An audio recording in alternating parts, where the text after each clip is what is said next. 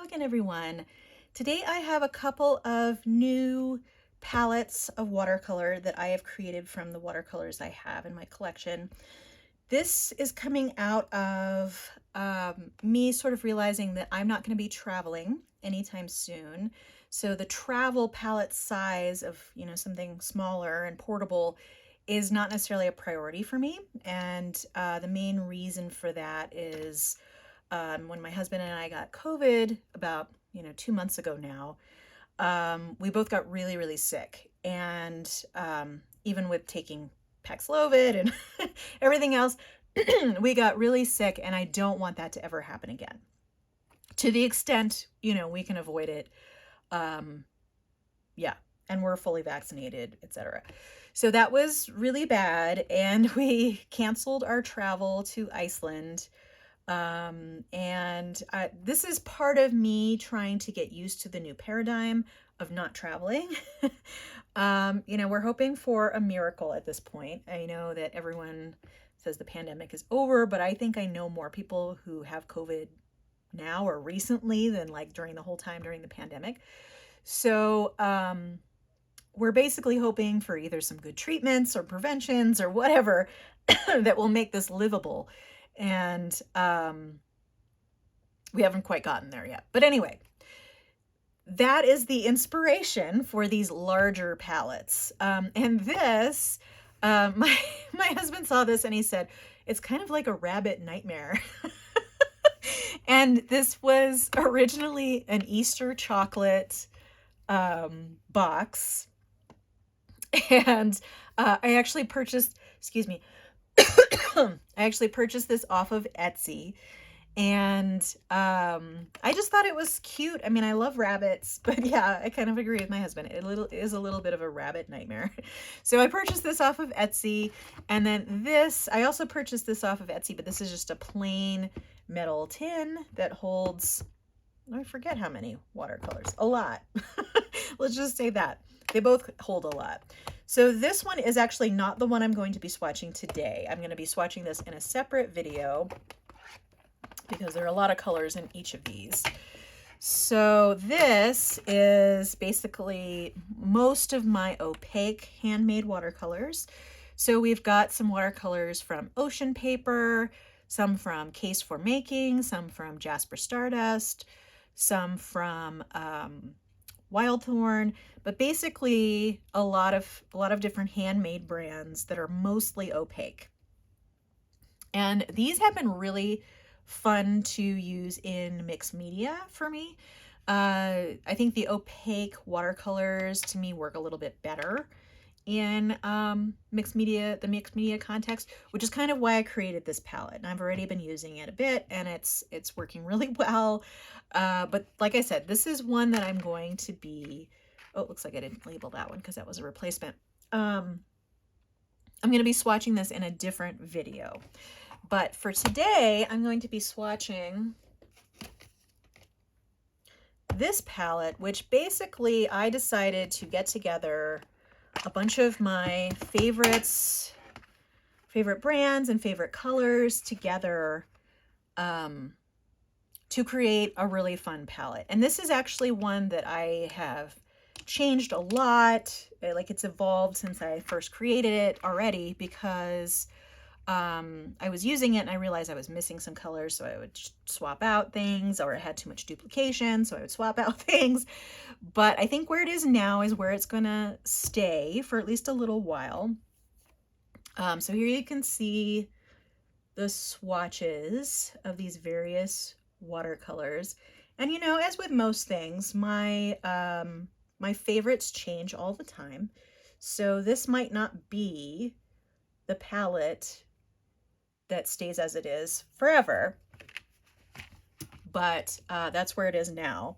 But what I'm going to be doing today, so here you can see all of the swatches on watercolor paper, which is going to be completely different than what it's going to look like on the paper that I'm going to use today. Let me zoom out a little bit. Oops, I got my fountain pen there in the image. Move those off to the side. They're just going to roll out. I'm going to be swatching them in this Stalogy notebook. So I've been really I've been really impressed with this notebook for watercolor, and basically what I've been using it for is testing out different watercolors for palettes, you know, looking at the color progression and doing some color mixes and that sort of thing, just sort of testing out some things. Nothing serious, it's really just, you know, testing out colors. Like here we're all a bunch of neutral colors, and seeing how they worked. But so this Stalogy paper, I had determined a while ago was kind of not suitable for the way I like to write with fountain pens. So I had a couple of these, and these notebooks, and they're just they were sitting in a drawer forever. And then I saw a recent video, and I'm not going to remember which video it is, so I'm just going to send you to her channel generally. I saw a video on Irit Landgraf's YouTube, where she was talking about doing some swatching and painting on the Stalogy paper, and she got it out and showed some samples, and I thought it looked really cool, and I love that sound. I love the crinkle. So so that's kind of why I have been really enjoying. I mean, the only problem is it kind of puffs up your Stalogy notebook. But I'm going to go ahead and swatch this palette on the Stalogy paper. Let me know if you would like to see this palette also swatched on regular watercolor paper, because it is going to be very different in how it reacts to the paper, because this is a coated paper, so it basically, the watercolor sits on the surface. And because it stays wet so long, I'm going to try and keep it to one page.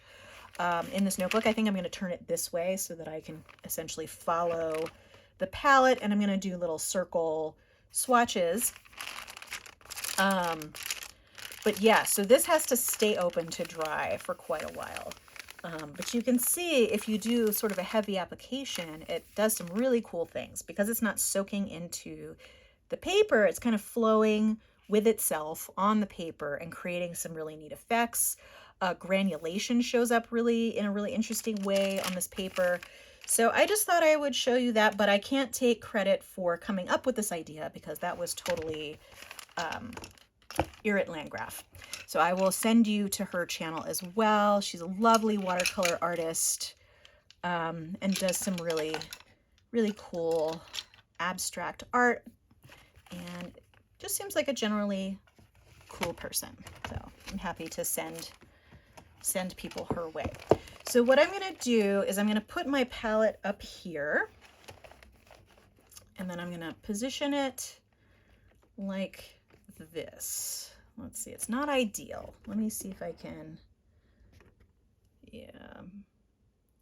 Problem is if I zoom in, you're not going to get, because the paper size is a little funky. So let's go ahead. Let's leave it there. And I'm just going to start here, and when I go down, I will move it up so that you can see. You're not going to be able to see all the colors, but you'll see me grabbing from them, and I will tell you what they are as I'm swatching them. So one thing that I'm going to go ahead and do, so this is kind of my messy watercolor cup that I keep at my desk here. I'm going to be using this Jackson's quill brush in a 10/0, which works really well for kind of getting smaller swatches on here with a little bit more control because of the this is a little bit of a less floppy brush than, say, some of the squirrel hair or faux squirrel hair brushes. But what I'm going to do before we get started is I'm going to put a drop, here I'll go down this side so you can see what I'm doing. I'm going to put a drop of water on each of these colors, and that way they'll get nice and juicy while they're sitting here, and hopefully, you know, the first row will already be started once I get to the end. This process takes a little, you know, like a minute or two. It doesn't take that long.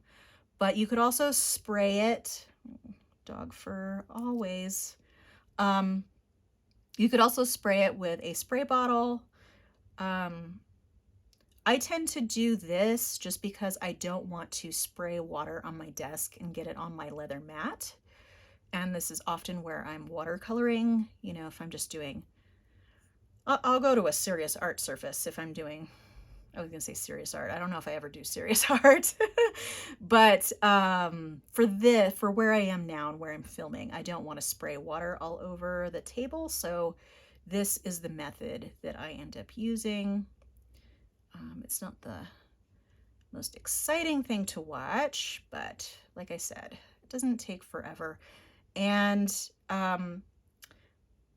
this palette I got off of Etsy from a seller who seemed to have a lot of products from Japan, but she's located in, I want to say San Jose? I think it was San Jose. If I can locate the Etsy shop, I'll show you.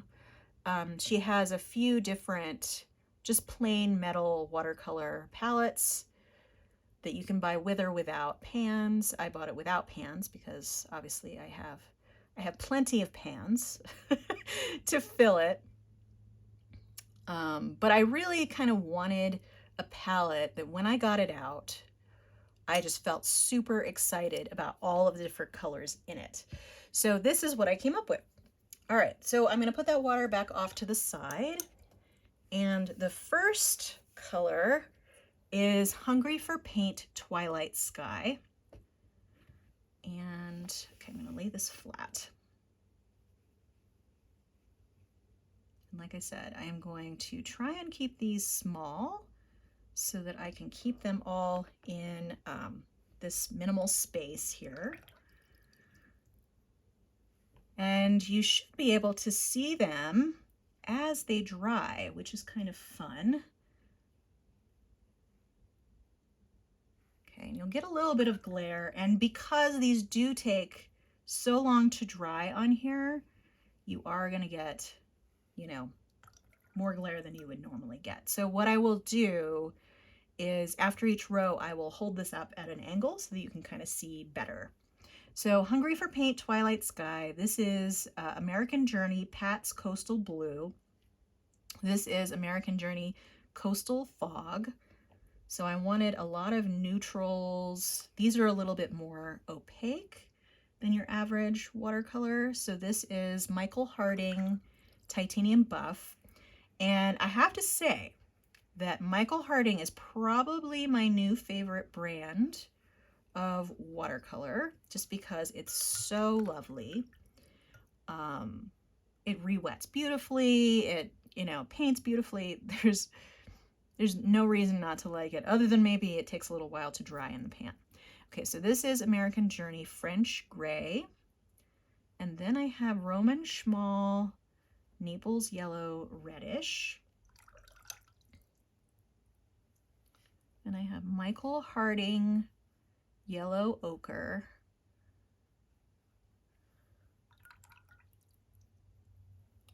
And we have Rockwell Magic Wizard, which is one of my favorites. I'm going to leave this a little bit watery so that you can see some of the color separation.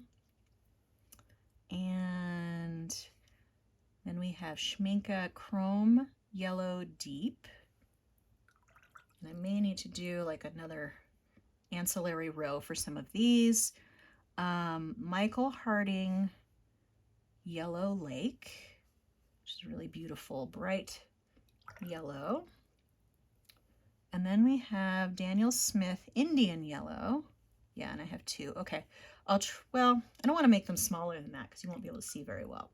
So that's Daniel Smith Indian Yellow. And then this is actually a new to me brand. It's called Iuli.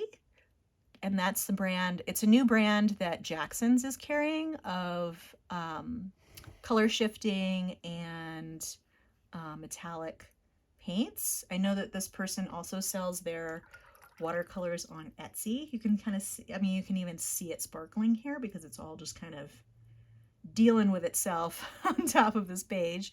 But this is just a gold without any color shift, but it's beautiful. It's like a really, really nice gold. Ooh, I don't want too much water on there. Okay. So the last color in this row is, oh God, I'm always forgetting. Oops. Uh-oh. Okay. So what I'm going to do with that, because I don't want it to run together, So this color is called Hydrangea, and it is a handmade watercolor from a company that for some reason I'm always forgetting. It's RB. Oh God. It's doing that again. See, this is one of the issues with using a surface that that makes it so that the watercolor doesn't dry very easily. I'm going to try and steer clear of that. Okay, I'm just going to do a little rectangle of that so we avoid bringing down that yellow. So that's Hydrangea. If I remember the brand as I'm going on, I will tell you. If not, I'll put it below, I promise, because people complained about that last time when I didn't have the name of the company. Okay, and it was the same one too. Okay, so this is Daniel Smith Gouache, and this is Pyrrole Red. So I've kind of come to the conclusion that the Daniel Smith Gouache is maybe not the best gouache once you have it in a pan, but using it as like a really seriously pigmented watercolor works really well. So that's kind of the context in which I'm using this here. This next one is Michael Harding Magenta, which is a lovely magenta. Then, oh, there is, okay, so there are some sort of commercial type colors. This is Holbein Permanent Alizarin Crimson.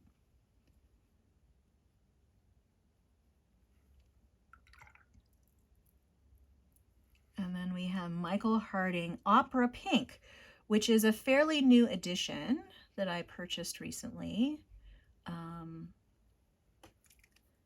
Because I'm kind of giving in a little bit to some of the fluorescent pigments out there. Although supposedly this still has good light fastness because it's not just fluorescent, but it definitely has some fluorescent in it. Oh, and this is a tainted color with some blue. Let me see if I can get that out of there. This color that I'm in now is American Journey Apricot. But like I said, I got some blue pigment in there, so I'm trying to get that off the top of the paint. Okay, so that's Apricot, American Journey. Oh, the glare isn't too terrible. Okay. So you'll still be able to see the colors. But what you can see with this one, like this Hungry for Paint Twilight Sky, you can see a really lovely color separation. Oh, and I said I was going to put these up for the camera after each row. Maybe I'll do it every 2 rows, but you can see how there's some really lovely color separation going on, especially in that color. And with this color, with that, what is it called? Magic Wizard from Rockwell. And with that gold's pretty cool too. Okay. So let's go ahead and put that back there. So we ended with American Journey Apricot, and then I have Deep Deep Light Rose Ashes, which is a lovely color. Then I have Colors of the Iron Range, Potter's Pink. And even though this is a handmade watercolor company, it's one of my favorite Potter's Pinks, and it's not always available. Okay, so this is Isero Powdery Pink, which remains a favorite. And then we have Rockwell Morai Witch. And then we have Da Vinci Cobalt Violet.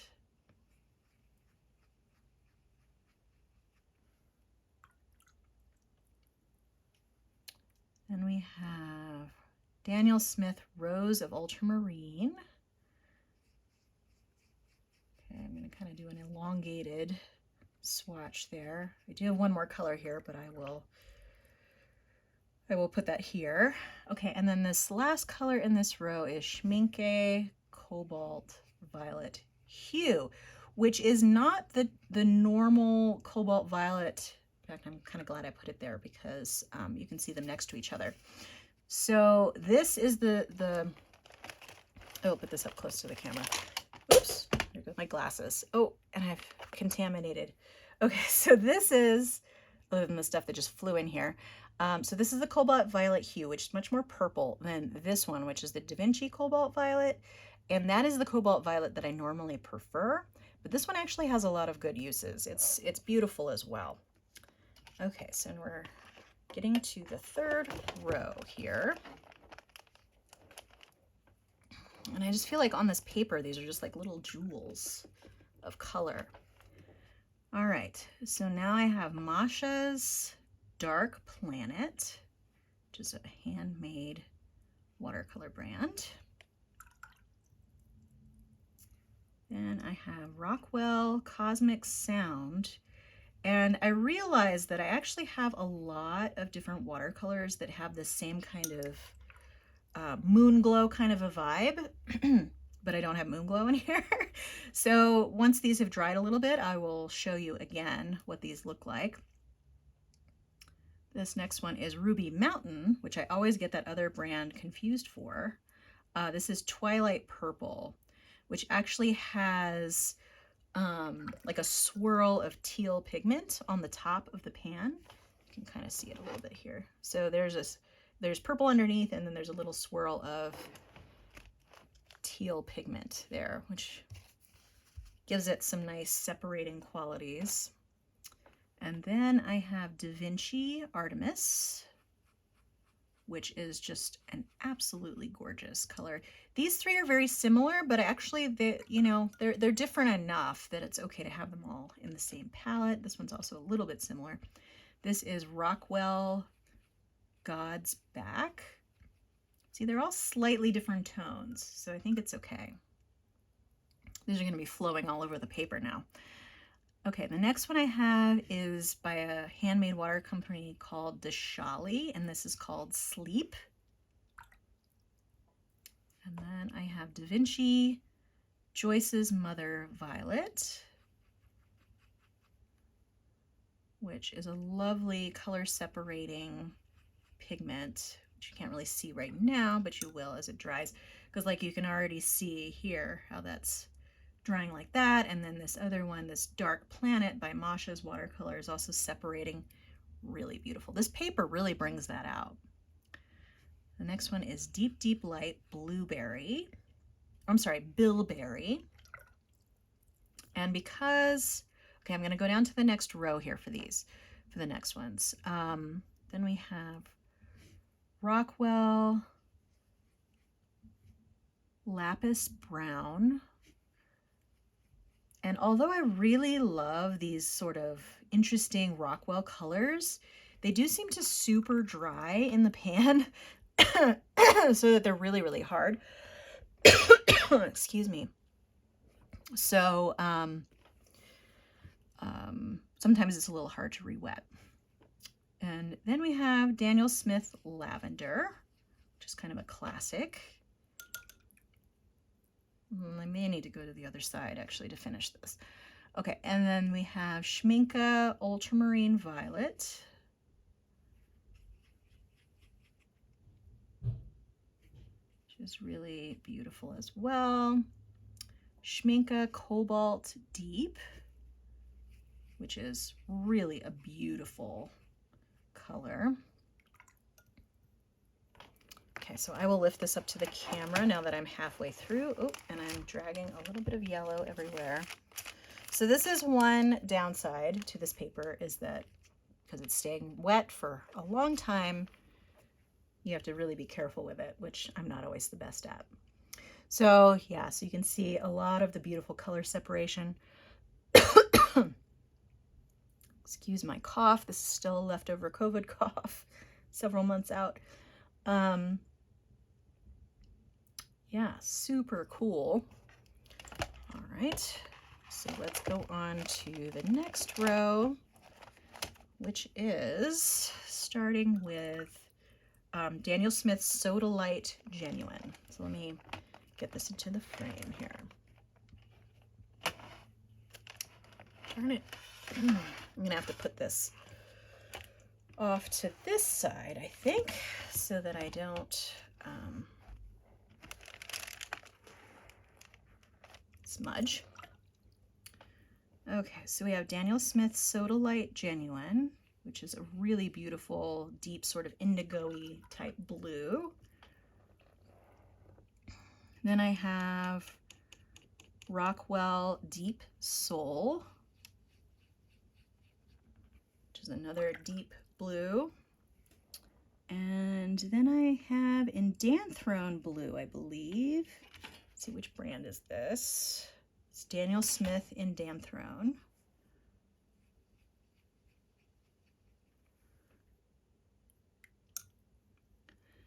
Then we have Michael Harding Ultramarine Blue. I mean, just look at that beautiful pigment.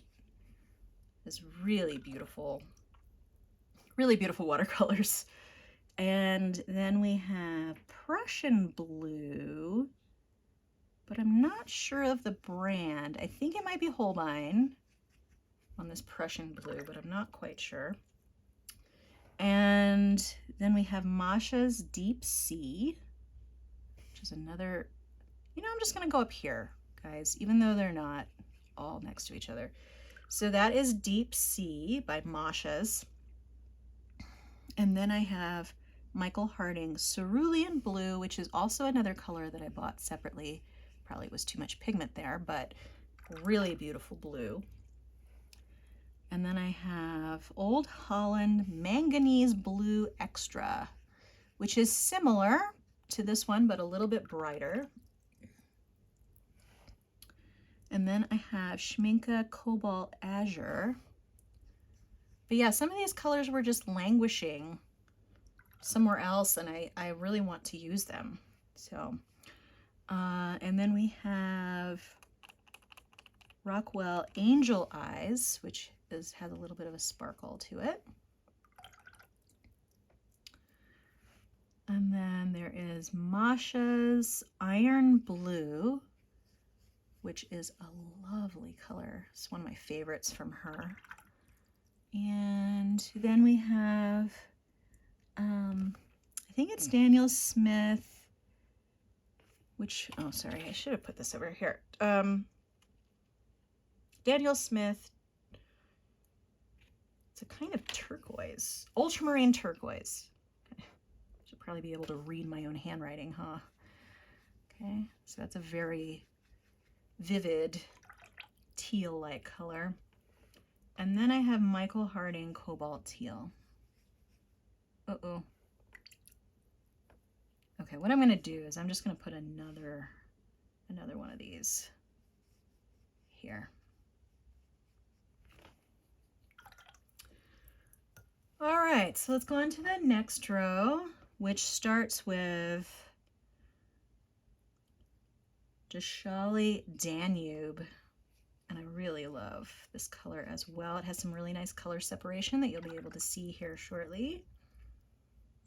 Rockwell Tree Sprite.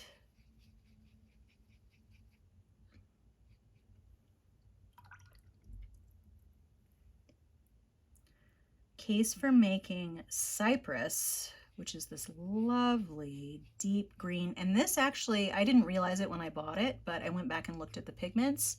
And this actually does have a fluorescent pigment in it. And then we have Schminke Perylene Green.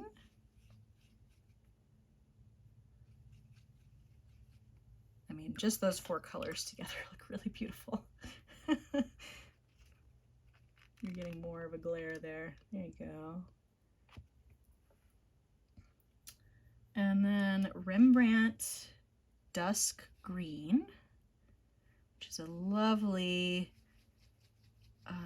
granulating dark green, mostly because of the black pigment, PBK 11, I believe. And then I have Michael Harding Hooker's Green, which is pretty much the most beautiful Hooker's Green I've ever seen. And then Michael Harding Forest Green, which is a new color for me as well. And then we have American Journey Ward Jeans Dusty Green, which I swatched not too long ago on the channel when I got it, and it's lovely. So then I have Michael Harding Moss Green, which is a lovely sort of green goldish color. And then I have Isero Chartreuse. That and Powdery Pink remain my favorites from Isero. And then we have Masha's Tiger's Eye, which is just a lovely color. Hungry for Paint, Sunrise on the Road. And then one last one, which I'm going to fit in there. Rockwell Opal Yellow. Okay, and I'm going to do a quick lift and tilt.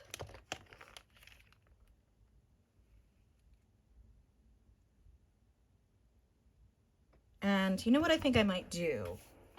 There is, oop, step on your glass. I'm going to turn the light off. Yeah, you actually can see them pretty well because that light is causing the glare there. So I'm going to leave that off for the next row. And we'll finish up here. So this next one is Rembrandt Sepia. This is one that kind of surprised me. I kept, oh, keep doing that. I kept thinking, oh, well, I'll leave that one out. And then I kept putting it back in because it kind of, it's not one that, here, I'll kind of put it out like that so you can see what the color is. It's not a color that is duplicated anywhere in here, so I really like it. This is Michael Harding Burnt Sienna. Again, a beautiful burnt sienna. Michael Harding Indian Red.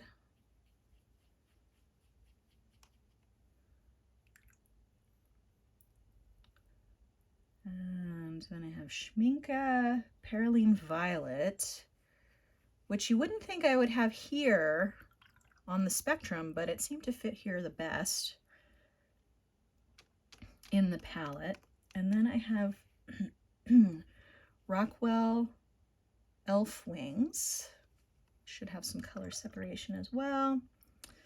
Daniel Smith Hematite Violet Genuine. This is the the one that has a pink undertone. And then we have Roman Schmal Manganese Brown. This is another one that I might try to pull out just a little because it gets really, really dark. And then I have Daniel Smith Bloodstone Genuine, which again is really dark.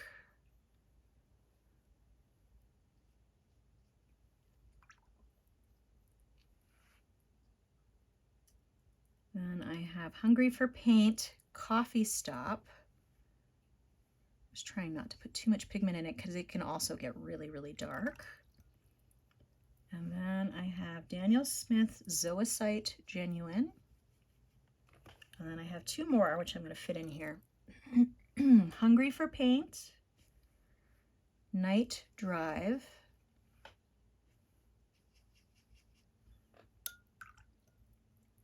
and Deep Deep Light J Blue, or Blue J.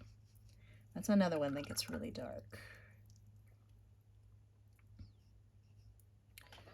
All right.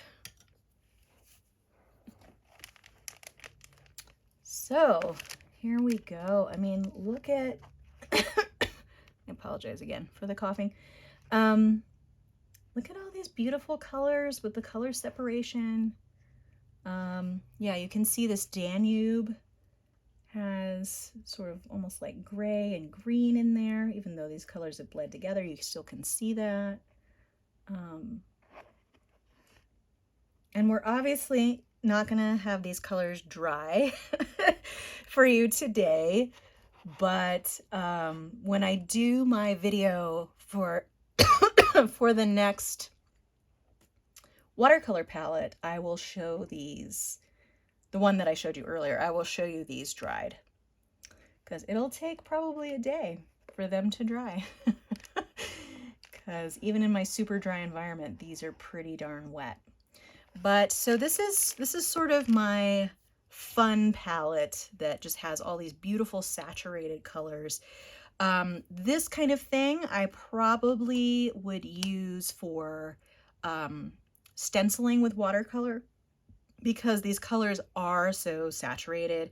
I kind of like them blending together and doing that kind of thing within the stencil.